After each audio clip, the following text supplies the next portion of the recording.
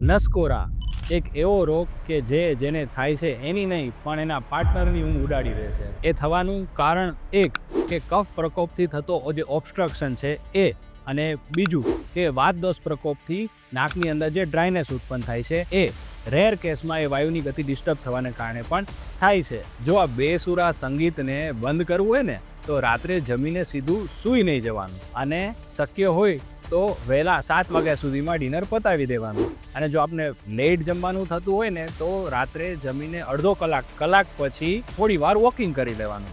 અને નંબર 2, રાત્રે સૂતા પહેલાં 2 થી 3 મિનિટ માટે ગરમ પાણીનો નાશ લેવાનો, અને પછી હુંફાળા તલના તેલના 2 ટીપા બંને નાકમાં નાખવાના. આ રીતે રેગ્યુલર કરવાથી આપના નસકોરા તો બંધ થશે જ, પણ સાથે રેગ્યુલર નસ્યકર્મ થવાને કારણે આપના વાળ પણ સારા થશે, આપનું કોન્સન્ટ્રેશન અને યાદશક્તિમાં પણ સુધારો થશે.